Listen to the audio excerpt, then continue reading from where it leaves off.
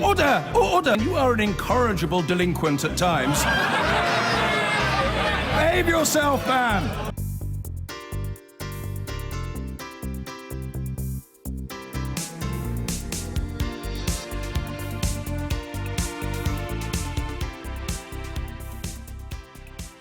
So first, let's go to this issue about Commons Speaker John Bercow.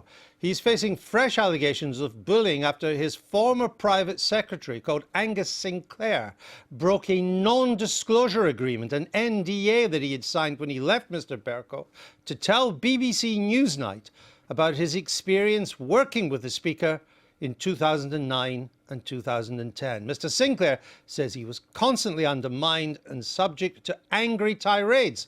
On one occasion, the Speaker even smashed a phone on his desk. Have a look at this. It was as if we had to best guess what he wanted, and that will always lead to mistakes. And this happened a number of times, and it seemed to be more frequent. And the Speaker responded in a way that I can only say is a form of bullying, and that is to show anger, and to thump the table, to say that somebody has failed in front of others. It seemed to get more frequent. It became very difficult to try and communicate through that. Well, that was Angus Sinclair speaking to Newsnight last night. The Speaker's office claims there's no substance to any of Mr. Sinclair's allegations. Should the Speaker step aside, at the very least pending an investigation into these claims? I don't think necessarily the Speaker needs to stand aside, Andrew, but I do think that with any allegations, they obviously have to be taken extremely seriously. I'm loath, as you can probably understand, to comment on the individual case. There's been a legal agreement here, and I don't want to comment in that sense. Which Mr. Sinclair has broken to give that interview with Newsnight. Well, again, I won't comment on that legal agreement, Andrew, as I'm sure you'd understand. What I will say is that, as with every allegation that is brought forward, whether it's in the House of Parliament or anywhere else, it needs to be treated seriously, investigated, so who should appropriately, investigate? and brought to a conclusion.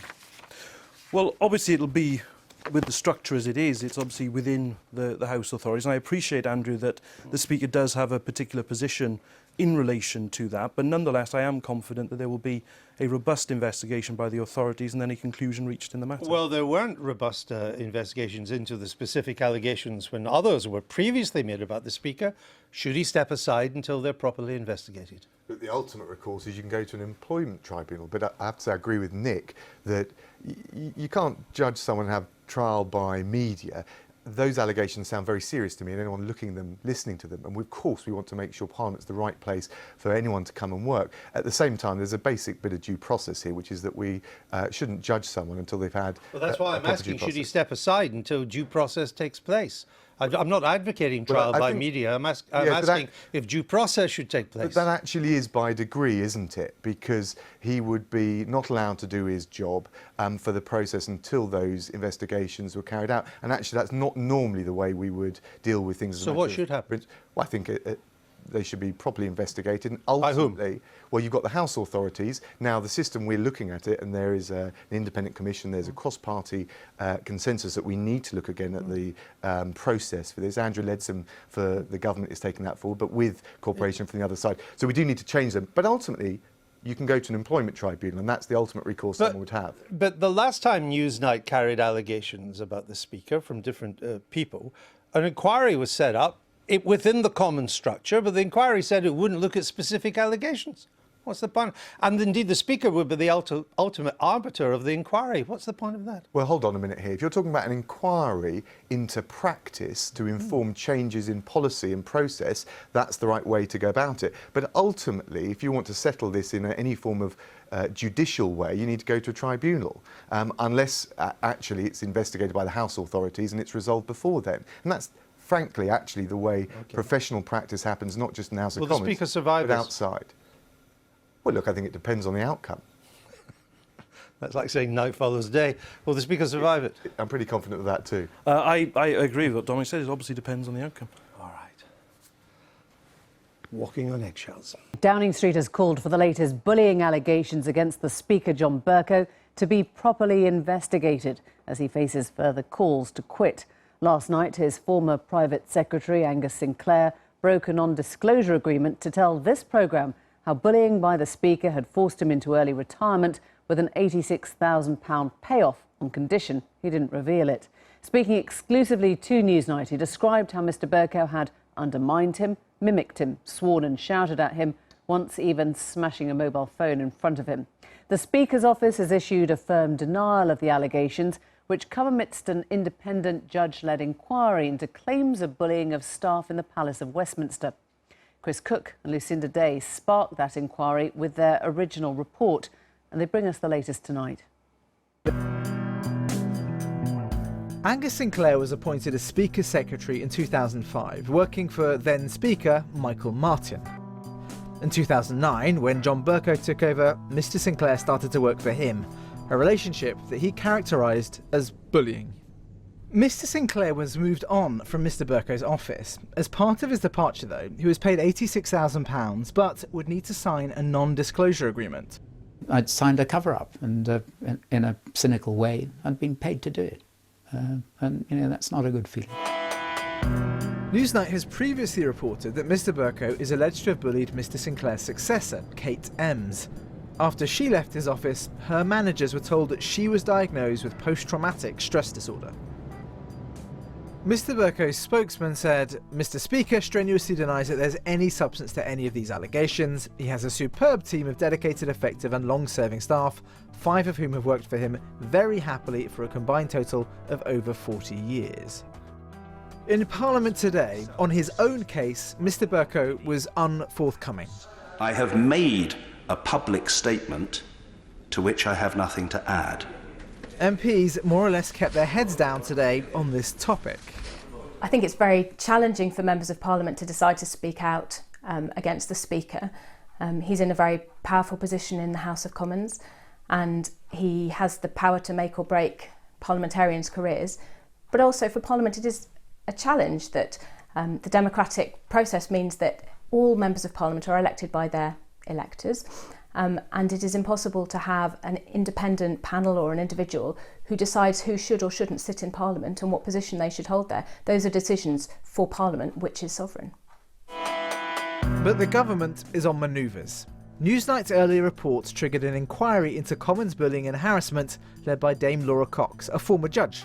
It's not supposed to take up individual cases. But Andrea Leadsom, Leader of the House, said today, "It is for Dame Laura Cox QC to consider whether the terms of reference of her independent inquiry need to be expanded, to allow for individual investigations to take place.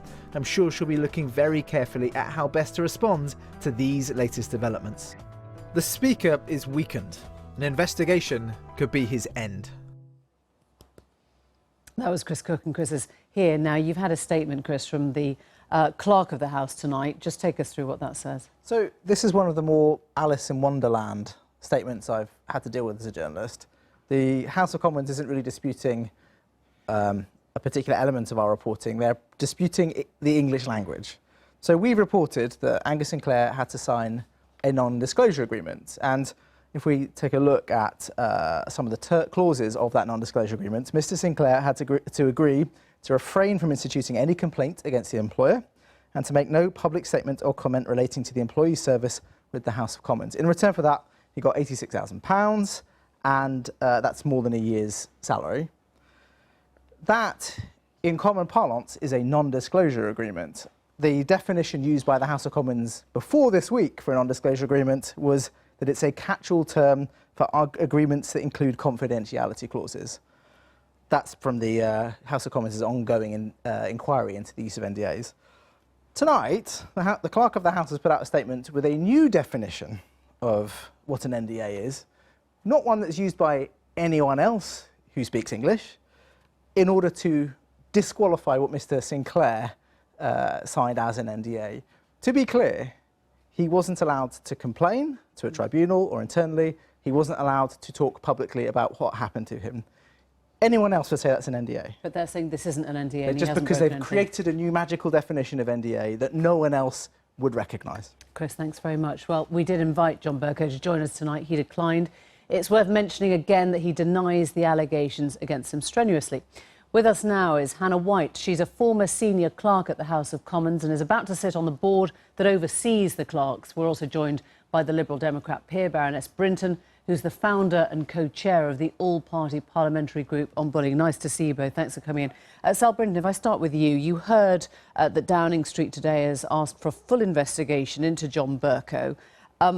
What form do you think that should take? I don't think the form matters. If Dame Laura Cox is happy to deal with it, that's fine. If she isn't, then a further separate investigation inquiry needs to happen. The most important thing is that now that there have been 2 whistleblowers in as many months, there is clearly an issue that needs to be investigated, and actually it's as important for the Speaker as it is for the victims to be able to set out exactly what happened and for somebody independent to come to a conclusion, and it's that independence that is really vital. This tells you that Downing Street is taking it pretty seriously.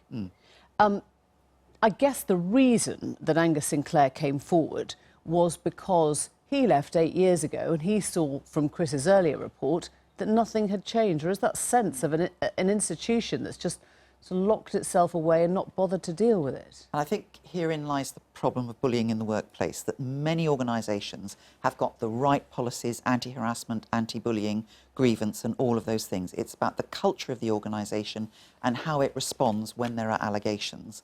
And I'm afraid at the moment, for all the reasons that Jenny Willett cited in your film earlier, it isn't working right in the House of Commons at the moment. So, Hannah White, you're going in on the board to oversee this. It sounds like you've got a problem on your hands, doesn't it? Well, I think when you have an organisation and the staff feel that actually they need to speak in public about what's going on, it tells you that the internal systems aren't working. So yes, there's clearly a problem, I think, for staff of the House with confidence in the current system, and we really need to look at that. And it's the current system of being able to vet itself, presumably. I mean, do you believe that this investigation can get to the bottom of things? Well, I think what the allegations against the Speaker demonstrate is that, as Sal Brinton has said, what needs to happen is that there needs to be an independent investigation into any such allegations. But the most important thing is that going forward, any ongoing system in the future also needs to be independent, and that's for the benefit both of members and members of staff. How willing do you think people are to come forward on this? I mean, we've noticed something fairly remarkable, which is that even MPs who are very sympathetic to the causes that they've heard don't really want to speak out. There is still a sense that John Bercow, and of course he has denied any of these allegations, wields the power. Nobody wants to cross that line. I think, again, this is true of all organisations, that people who are at the top of it, it's very difficult for others to be able to challenge and deal with it. And that's why you've got to have that person who is independent, that somebody who is concerned about the way they've been treated can go to. The same is also true, by the way, of MPs and their staff, because we know this isn't just an issue where there have been allegations made about John Bercow, there are others too. And it's a parallel with the sex harassment allegations. This is all about the power of one person over another. That's the real fundamental problem here. And in the Liberal Democrats, we've now got a pastoral care officer in headquarters, and all our MPs and all their staff know that the staff can go to our pastoral care officer, who is not part of the employment relationship between the MP and the staff, because we feel it's important that that independent space is there. John Bercow has said he's got staff who've worked with him for years, who are very happy, who he's had no problem with. There will be some, of course, saying this is about settling scores, it's personal, it's a little bit vindictive. I think that if you look at the testimony that Newsnight has collected and watch the films that you've made, it seems clear that the individuals who are speaking on the basis of personal experience. And these are dedicated, professional members of staff who've worked for the House for some time. And I think they deserve to be taken seriously in what they say. And when you have allegations of this nature, it's appropriate for them to be taken seriously, investigated in a fair way, and for a judgment to be made after that investigation has taken place, rather than... And presumably for his sake, then, this is why it needs to be an outside body, and it needs to be somebody who doesn't have any relation to the House. And the problem with anything in the House, of course, is that the point scoring isn't necessarily between a former employee and their employer. It's also between politicians targeting other politicians, and that's what makes it really toxic. Did Chris's explanation of the NDA that wasn't an NDA make any sense to you? Does that strike you as fear-based or is it legal in any way? And again, over the last few months, we've seen an enormous amount in the sex harassment cases on NDAs, whatever you want to call them. This is about trying to close down any discussion and to stop people actually coming forward and saying, I'm really concerned about not just what's happened to me, but a culture that's going on here. And I really hope that the House reconsiders that. Thank you both very much. Thanks for coming in.